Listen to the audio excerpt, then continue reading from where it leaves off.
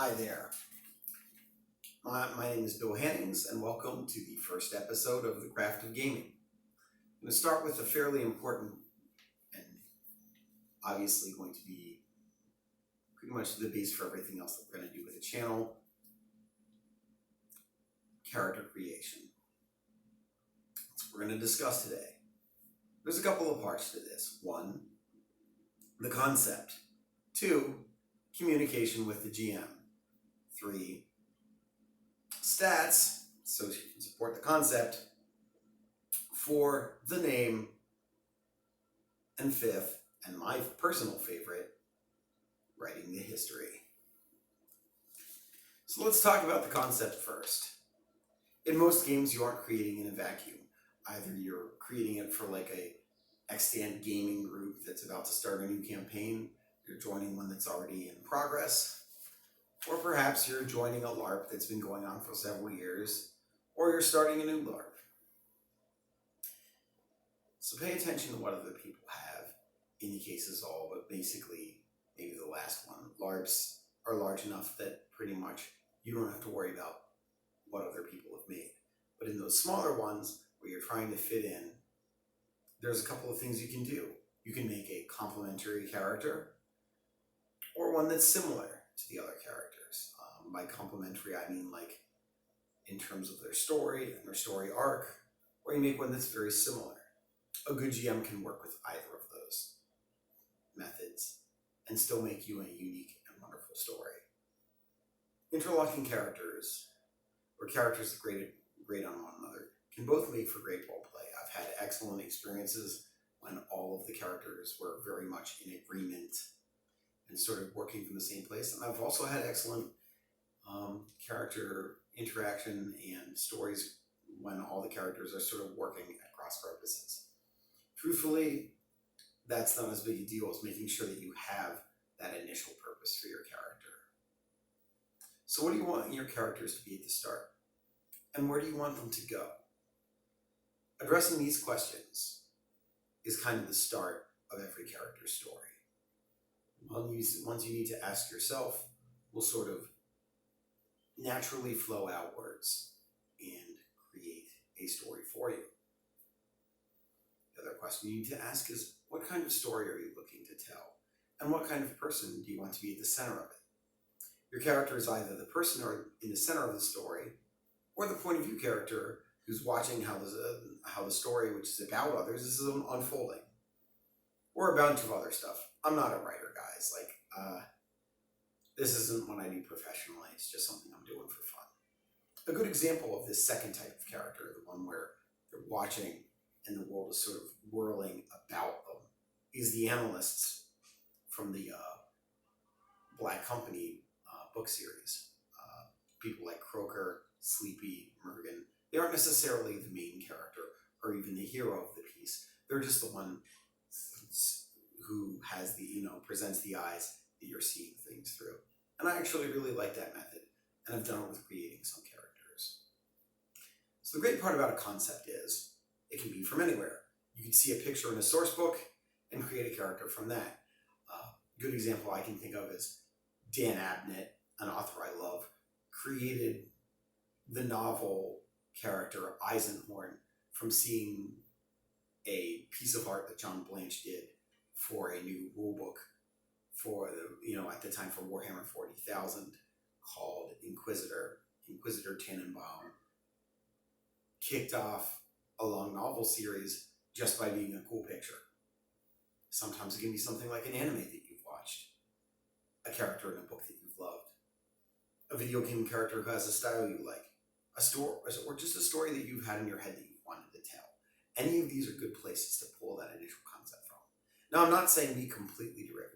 Always rework things so that they're yours and they are telling a story that you care about, and you're not just playing out the same thing that someone else has done elsewhere. Now, it's true that there are no original stories anymore. That's just, there's only so many stories to tell, but the key is to make it your story.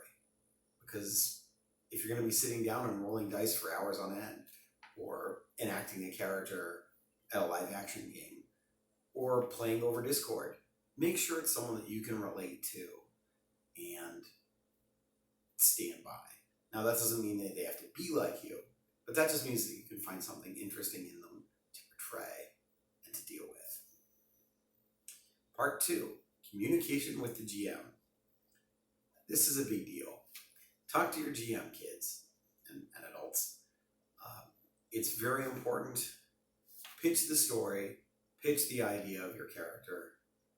See if you can work in the setting and the story that the DM is telling, and how it interlocks with what the other players are writing, to the extent that your game master will tell you. RPGs are inherently cooperative ventures, though obviously we have some specialist ones that are competitive. Looking at you, Vampire the Masquerade, Brujah for life, or rather unlife in this case. So, communicate. You'll have more fun that way. This is a medium and an environment that thrives off of communication. Otherwise, it's just basically just the math of rolling dice. And while that can be super fun, at that point you're basically playing, just a simulationist thing.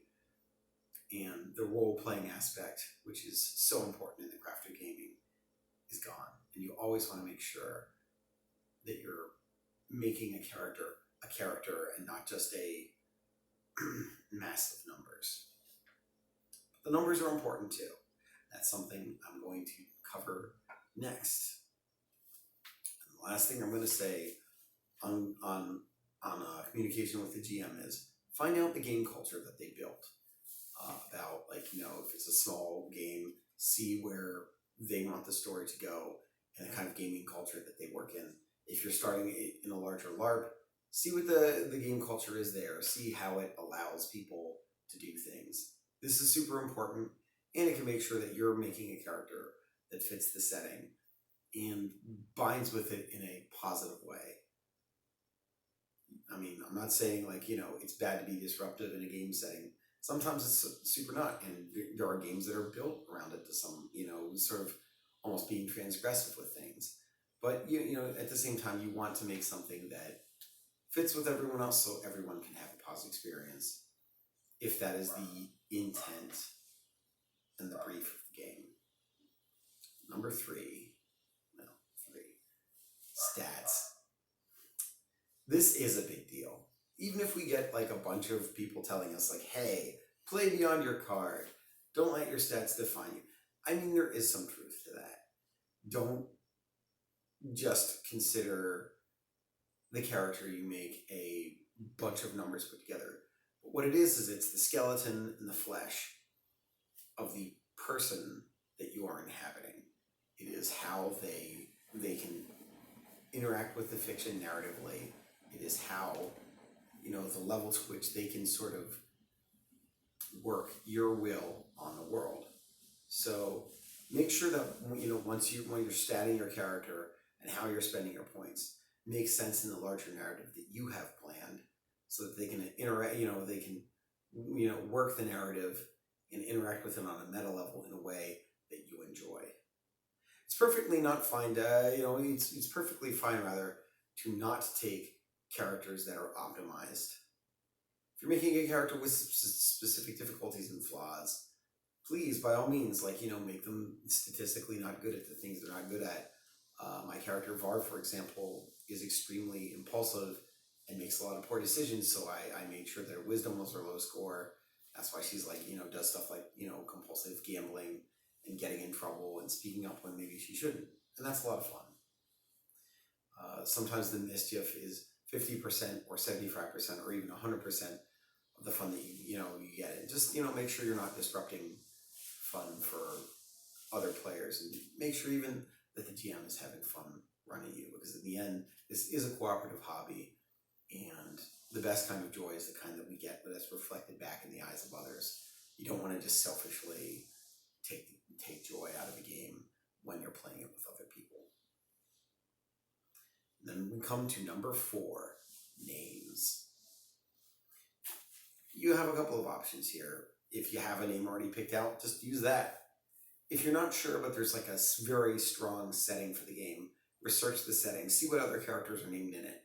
In a lot of newer books, in various gaming, in various games, they'll give you a list of names that are culturally heavily used in an area, and you can pick from one of those or adapt something based on that.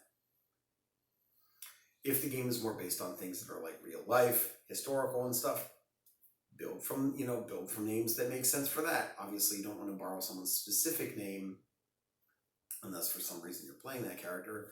But it's good to sort of have the lexicon of the world in your hand when you're writing that name, so it doesn't come off weirdly artificial. You want a name that sort of feels organic to the setting, unless of course it's not organic and they're, alien for a reason. And then once you've got your name, stats, good rapport with the GM, and you've got your concept, it's time for the real fun. It's time to write history. This is your first real push into the story of the game, because you are writing the story thus far for your character before they've even got to, whatever their first adventuring session is, or the first time they step out into the LARP. Very few start with you being born, but that's where a written history can come in. You can describe those formative childhood moments, those like traumatic events that shape someone, or those pleasant things that, they learned something from. It's great. I encourage everyone to write a history if their GM is interested in that, and if the players are interested in that.